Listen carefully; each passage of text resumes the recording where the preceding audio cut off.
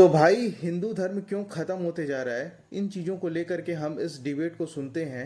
क्या इसमें बातें कही गई हैं हिंदू धर्म को लेकर के? आजकल बहुत ज़्यादा बातें चल रही हैं कि वो एक्सटिंक्ट होते जा रहा है, धीरे धीरे खत्म होते जा रहा है विश्व स्तर पे। इन्हीं सारी चीज़ों को लेकर के इन डिबेट में हम लोग देखते हैं क्या ये लोग चर्चा करते हैं।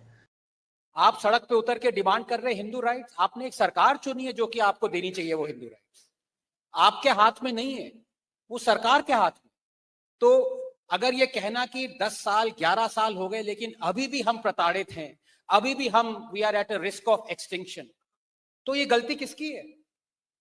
आप 10 साल पहले कह सकते थे ये गलती इस्लामिस्ट की है, ये गलती जिहादियों की है, ये गलती उनकी है जो कन्वर्ट कर रहे हैं, ये गलती उनकी है जो हिंदूज को हेट करते हैं। उनकी गलती है, लेकिन पावर तो आपकी है। अगर आप डिस्प्ले नहीं कर रहे वो, तो उनकी गलती नहीं है। इसलिए मैं बार बार ये कहना चाहूंगा कि एक एक चीज, if you look into the future, अगले 20 साल 30 साल, yes, Hindus are facing extinction, but they are facing extinction because of our inaction, because of our government inaction. 10 साल हो गए हैं, right to education is still conjoined with 93rd amendment, जो कि कहती है कि सिर्फ हिंदू रन स्कूल्स की ये ऑब्लिगेशन है, 25% सीट्स रिजर्व करिए इकोनॉमिक वीकर सेक्शन के लिए, मुस्लिम रन स्कूल्स की नहीं है। Thousands of Hindu run schools have shut down. वो सारे बच्चे जो हिंदूज के बच्चे हैं, पेरेंट्स के हैं, वो सब अब और स्कूल्स में जा रहे हैं। सटली या non subtly they are going to be converted. तो भाई यहाँ पर मैं क्लियर कर दूं कि माइनॉरिटीज़ के पास कॉन्स्टिट्यूशन ऑफ इंडिया में आर्टिकल 30 में मतलब ये प्रोविज़न है कि उनको अपने खुद के स्कूल्स खोल करके वो लोग रन करा सकते हैं। ठीक है, खुद के स्कूल मतलब वो लोग खोल सकते हैं माइनॉरिटी, और उसमें बस माइनॉरिटी के ही स्टूडेंट्स पढ़ेंगे। बाकी किसी और रिलीजन, बात करें मेजॉरिटी रिलीजन बस एक ही है पूरे भारत में, वो लोग नहीं जा सकते हैं। इन सारी चीज़ों को लेकर के काफ़ी ज़्यादा विवाद होता आया है। तो सुनते हैं आगे क्या क्या कहते हैं। आप ये एक एग्जाम्पल लिया, आप और भी कितने एग्जाम्पल वफ का लीजिए। आप वफ को अमेंड करना चाहते हैं। मैं आपसे पूछना चाहता हूं, कोई भी ड्रैकोनियन एक्ट है उसको अमेंड किया जाता है या एब्रोगेट किया जाता है? और आप शुरू से ही जब गलती कर रहे हैं, आप अमेंड कर रहे हैं, वो भी कुछ क्लॉजेस, 100 क्लॉजेस हैं उसमें, अधिकतर क्लॉजेस जो कि टेरिबली ड्रैकोनियन है, उनको आप छू नहीं रहे डर के मारे। वो तो अब ये भी हो जाए, ये भी बहुत बड़ी बात है, अमेंड भी नहीं हो पाएगा। लेकिन मैं आपसे पूछना चाहता हूं कि अगर कोई प्रॉपर्टी डिस्प्यूट होता है वर्ल्ड ओवर, आप कहां जाते हैं? आप एक पैरेलल सिस्टम पे जाते हैं या आप इंडियन कोर्ट्स पे जाते हैं? तो सिर्फ मुस्लिम्स को ये वो क्यों दिया गया है वक्फ को कि पहले अगर कोई आप किसी को कह दे कि आपका टेंपल जो है वो वक्फ लैंड पे है, दूसरा पहले आपके ट्रिब्यूनल में आए, कोर्ट ना जाए। अगर आप इसको सेकुलर देश मानते हैं तो आप हिंदूज के लिए भी वक्फ एक्ट का इक्विवेलेंट बनाइए। फिर देखिए सब कैसे लाइन पे आते हैं। जब हिंदू इक्विवेलेंट वक्फ बोर्ड का कहेगा ये मस्जिद हमारी है, वो कहेगा नहीं हम तो कोर्ट जाएंगे। नहीं, कोर्ट मत जाओ, पहले हिंदू इक्विवेलेंट वक्फ बोर्ड के यहाँ पे पहले यहां लड़ो 10 साल तक, सारा पैसा आपका बर्बाद हो जाएगा, उसके बाद कोर्ट जाना। क्या चल रहा है इस देश में? So my only thing is, अब 30 सेकेंड्स भी ले चुका हूं मैं, माफ कीजिएगा, लेकिन हिंदूज का देखिए अगर एक क्वालिटी है उनकी, we don't play victim card, we don't have a victim card. So let's stop playing victims, let's put right where the blame should be put, which is हमारी गलती है, जिहादीज और इस्लामिस्ट की गलती नहीं है। Thank you.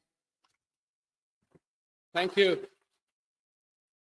And thank you for keeping the time and plus 30 seconds. That's great.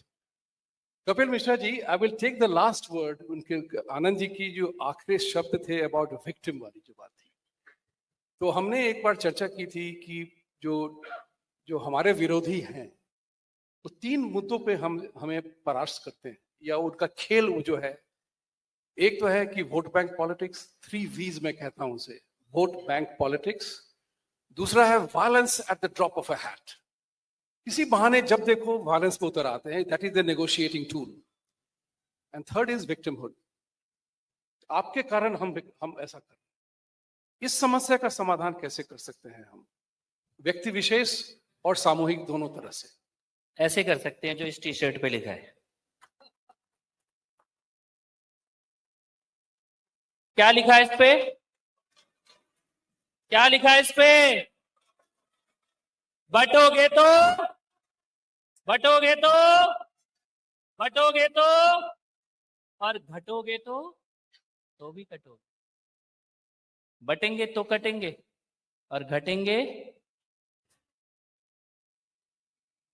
मैं एक बात कहना चाहता हूं, मैं आनंद जी का बहुत सम्मान करता हूं और जब आनंद जी कोई बात बोलते हैं तो मैं ये समझता हूं कि हिंदू समाज का कोई गहन विचारक किसी सत्य को, प्रश्न को सामने रख रहा है और समाज को उसे सुनना चाहिए। लेकिन मैं साथ में यह भी कहना चाहता हूं कि विश्व के इतिहास में कोई भी धर्म अपने अस्तित्व के लिए सरकारों पर निर्भर नहीं होता और हिंदू धर्म इतना कमजोर नहीं हुआ कि सरकारों पर निर्भर हो जाएगा।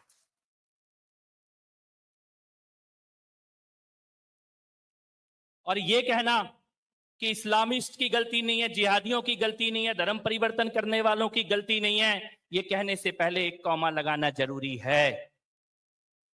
ये 1,500-2,000 साल की लड़ाई चलती आ रही है, 10 साल में खत्म हो जाएगी। इसकी कल्पना या सपना तो हमने भी नहीं देखा था, कमियां होंगी। लेकिन अगर आप उस व्यक्ति को जिसके ऊपर आज उंगलियां उठाई जा रही हैं उसको 4 जून को क्या बीत रही थी दिल पे? अगर गलती से रिजल्ट और 20 सीट नीचे होता तो यहां बैठे होते, हम लोग बैठे होते। मैं खुल के कहना चाहता हूं इस बात को।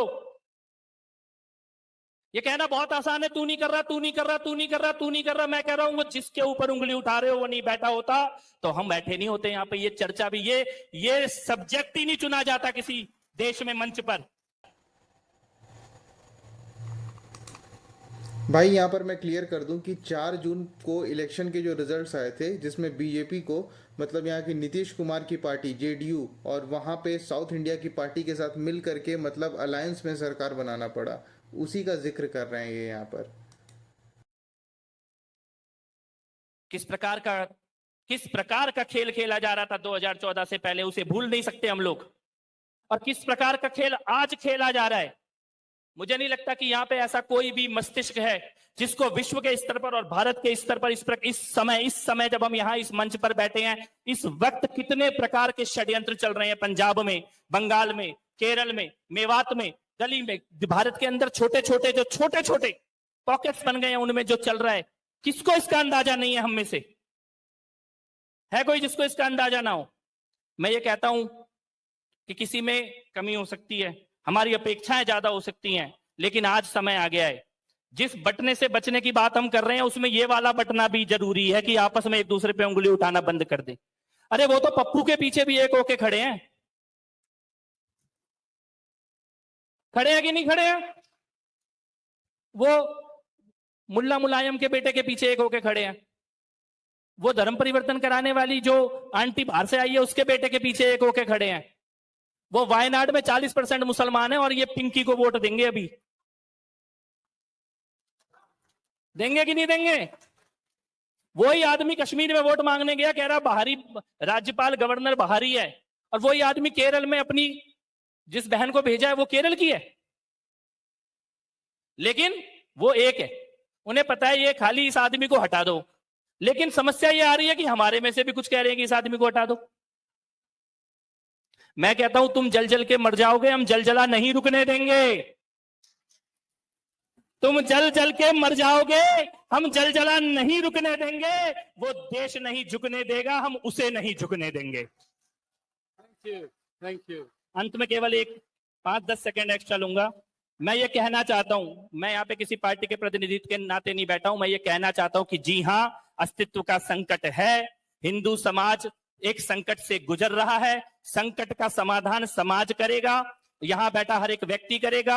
गलियों में भगवा डालते घूम रहे लड़के और लड़कियां करेंगे। लव जिहाद से लड़ना पड़ेगा, लैंड जिहाद से लड़ना पड़ेगा, धर्म परिवर्तन से लड़ना पड़ेगा। सरकारें साथ देंगी तो उनके साथ, और सरकारें विरोध करेंगी तो उनके विरोध की परवाह किए बगैर हिंदुओं को स्वयं अपने अस्तित्व की लड़ाई को लड़ना भी पड़ेगा और जीतना भी पड़ेगा।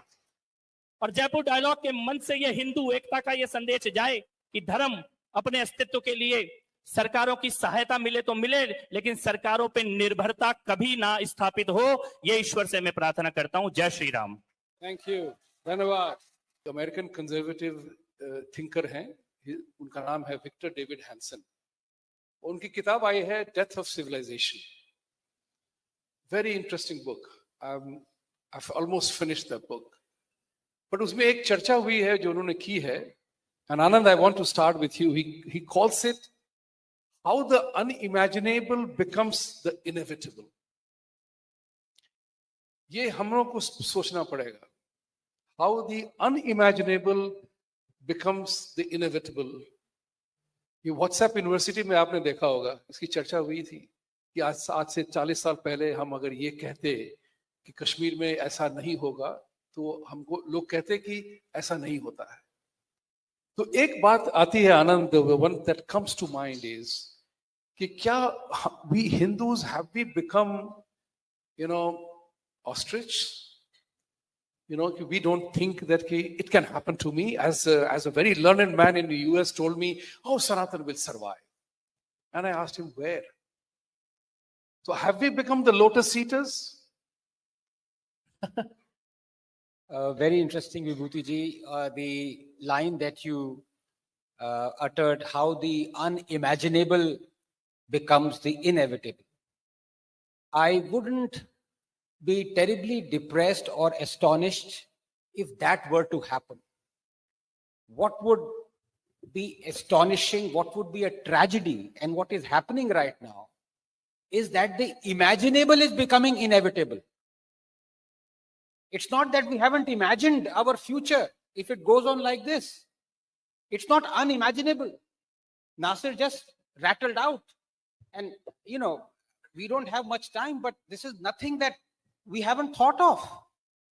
We know this, and yet we are not doing so. Which is more tragic, that the unimaginable becomes inevitable or the imaginable becomes inevitable? I would say the latter, not the former, because the latter can be controlled, and the latter exhibits our nonchalance, lackadaisical attitude, stupidity, idiocy, whatever you may call it, at having imagined the scenario, macabre scenario, and doing nothing about it, till the fact it becomes inevitable, and then start shouting it has. So, I want to spend a couple of minutes because it's a very important thing that you have raised. और ये मैं एक caveat फिर से कहना चाहता हूं कि मैं हर जगह एक ही बार बुलाया जाता हूं. मेरी पता नहीं क्या गलती अंदर से निकलता है कि मैं जो मेरे दिमाग में होता है मैं वो बोल देता हूं. मुझे माफ कीजिएगा, ये मेरा नहीं, ये मेरे दोस्तों का बड़प्पन है कि वो सह लेते हैं या मुझे माफ कर देते हैं. So I am very thankful to everyone.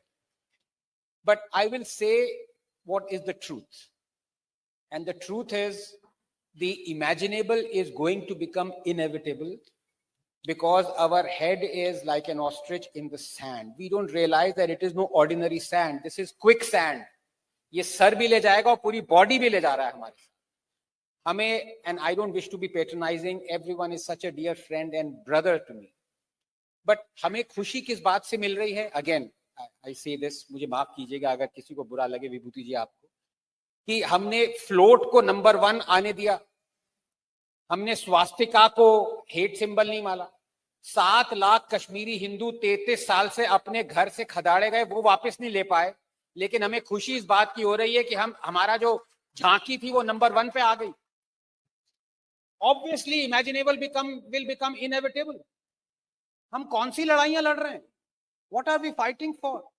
तभी मैं बार बार ये कह रहा हूं, I do not blame the people who are perpetrating this war on us, because it is sanctioned. They have to do it. It is their obligation. It is their religious duty. What is our duty? और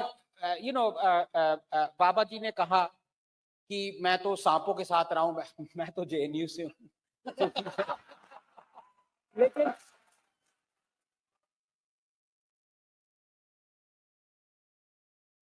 देखिए सांपों के साथ Anand ji, please repeat what you said about Baba ji. He didn't hear you. He didn't hear you. मतलब एक तो पहले jail जाओ नासिक की बदौलत, ऊपर से जॉब से भी खदेड़े जाओ. मतलब नहीं, मैंने ये कहा कि आपने कहा कि आप तो सांपों के साथ रहे हैं. मैंने कहा मैं तो जेएनयू से हूं. देखिए, बात मैं बार बार आपको कह रहा हूं, हमें छोटी छोटी लड़ाइयों को जीतने में खुशियां मिल रही हैं. हम आगे 40 साल 30 साल 20 साल का सोच ही नहीं रहे हैं. क्यों नहीं सोच रहे हैं? Do the right thing. Kapil ji ने कहा, देखिए भाई हैं, मैं बार बार ये बस ये कहूंगा, मेरे भाई हैं। चाहे कुछ मैं जितना मुझे गलत मान ले, गाली दे ले, कुछ भी कह ले, ये मेरे भाई हैं। लेकिन मुझे एक प्रो हिंदू बात बता दीजिए जो मोदी जी ने 10 साल में कही है, एक।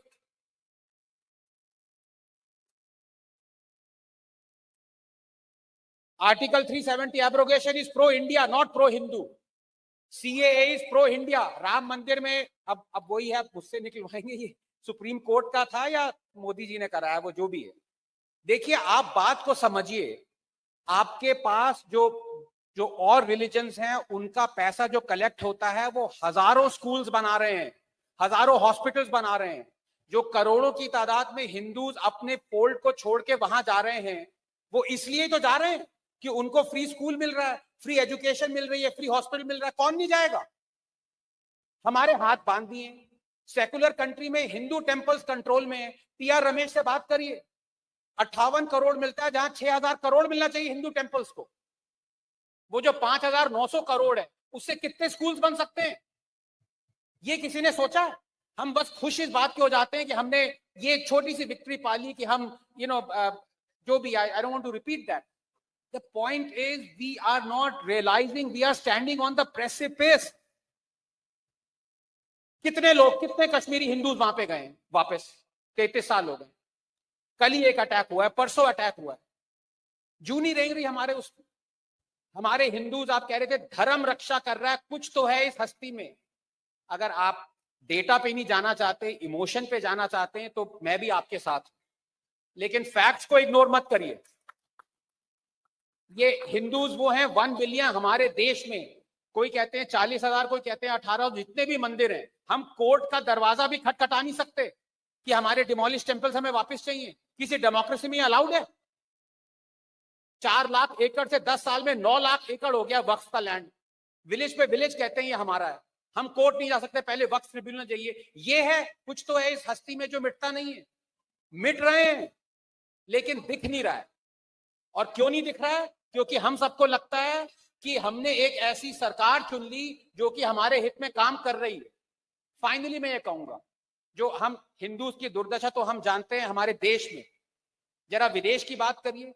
बांग्लादेश की हमने बहुत बात करी पिछले 3 महीने से। क्या हमने ये पूछा कि यस, लाखों बांग्लादेशी हिंदूज वहां से भाग रहे हैं, तीस्ता के वाटर में, चेस्ट हाई वाटर्स में एक एक दिन खड़े, हमें अंदर आने दो।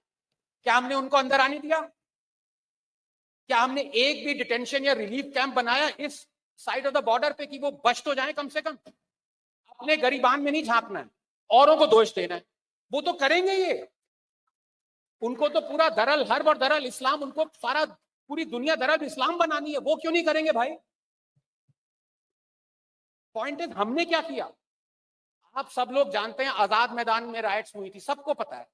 उस चक्कर में 40,000 रोहिंग्या इस देश में, 7 लाख कश्मीरी हिंदूज कश्मीर नहीं जा सकते, लेकिन 40,000 रिहेबिलिटेटेड हो गए हैं जम्मू में।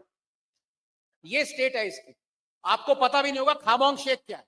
खामोंग शेख वही उस एरिया का है म्यांमार का जहां पे रोहिंग्याज ने कत्लेआम किया हिंदूज के अगेंस्ट। कुछ रोहिंग्याज अभी हो सकता है इंडिया में हो जिन्होंने कत्लेआम किया, हिंदूज को नहीं पता। और हम कह रहे हैं बांग्लादेशी हिंदूज के लिए खड़े हैं। We need a right of return like Israel. जितने हिंदू हैं, बोल बोल के आदमी थक गया, बोल बोल के आदमी पक गया। सीएए आपने लागू किया, 1000 हिंदूज नहीं आए वापस, और एमनेस्टी बना रखी है, वो भी 2014 के बाद। क्या मजाक चल रहा है इस देश में? Please let us talk sensibly. यहां पे सिचुएशन ये है, डायर है अगेंस्ट हिंदूज। और लोगों ने, जैसे साहिल ने कहा, किसी ने कहा कि देखिए अभी ये स्टेज है, वो स्टेज है, मुस्लिम्स पावर में नहीं है। मैं आपसे पूछना चाहता हूं, हिंदूज पावर में है इस देश में? Thank you. पूरा 3 मिनट 14 सेकंड आपका है। मैं कुछ सवाल नहीं पूछूंगा, आपने बहुत कुछ सुन लिया आनंद जी से। तो कपिल जी, अब बैटिंग की बारी आपकी है।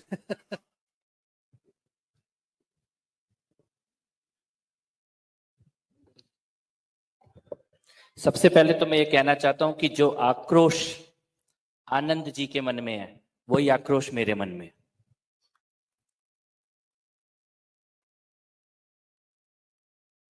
और बांग्लादेश में हिंदुओं के साथ जो हुआ उसे देख के जिसकी आंखों में आक्रोश ना हो वो हिंदू हो ही नहीं सकता। कश्मीरी पंडितों के साथ जो हुआ और जो हो रहा है उसे देख के जिसकी आंखों में आक्रोश ना हो वो हिंदू हो ही नहीं सकता। गोपाल मिश्रा के साथ जो हुआ, चाहे प्रवीण नेट्टारू के साथ जो हुआ, कन्हैया लाल के साथ जो हुआ, निकिता तोमर के साथ जो हुआ, उमेश कोले के साथ जो हुआ, अंकित शर्मा के साथ जो हुआ, दिलबर नेगी के साथ जो हुआ, उसको देख के किसी की आंखों में आक्रोश ना हो वो हिंदू हो ही नहीं सकता। और सबसे पहला गुस्सा अपनों पे ही आता है। गुस्सा उस पे आता है जिससे उम्मीद होती है। मनमोहन सिंह पे तो गुस्सा आएगा नहीं। लेकिन मैं एक बात फिर से कहना चाहता हूं, हिंदुओं को खतरा जिहादियों से कम है, सेकुलर बने हुए हिंदुओं से ज्यादा है।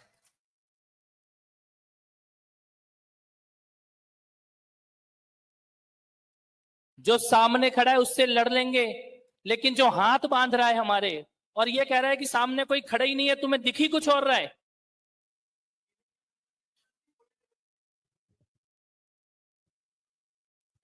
और अब तो खुले ही हुए हैं।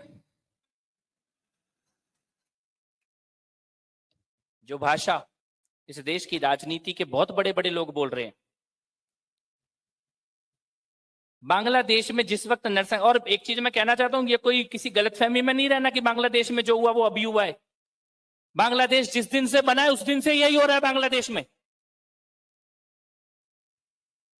जिस दिन से बना है, और जब बना उससे पहले तो हो ही रहा था डायरेक्ट एक्शन डे, और उसके बाद का पूरा इतिहास बनने के बाद के पहले दिन से, और 2000 से 2020 तक का तो डॉक्यूमेंटेड है। और ये बात की कोई हस्ती नहीं मिटती, हस्ती मिटते मिटते यहां तक आई है, और यहां से तो इसके आगे तो जगह ही क्या है हमारे पास जाने की। जिस राइट टू रिटर्न की बात आनंद जी कर रहे हैं, मुझे ये लगता है अगर हम गंभीरता से सोचें, सीएए उसका पहला कदम है। आप कह रहे हैं अभी तक 1000 को ही नागरिकता दी गई है। 1000 को भी तो तभी दी गई जब सीएए बना, जब नहीं था तब।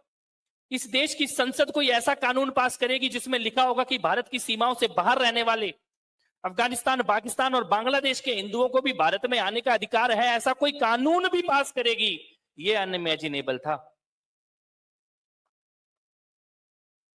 अब वो कानून अभी तुरंत लागू कितने हद तक हुआ, या आने वाली पीढ़ी, आने वाली, मैं कह रहा हूं चाय वाला जो कर रहा है वो कर रहा है, फिर गाय वाला भी तो आएगा।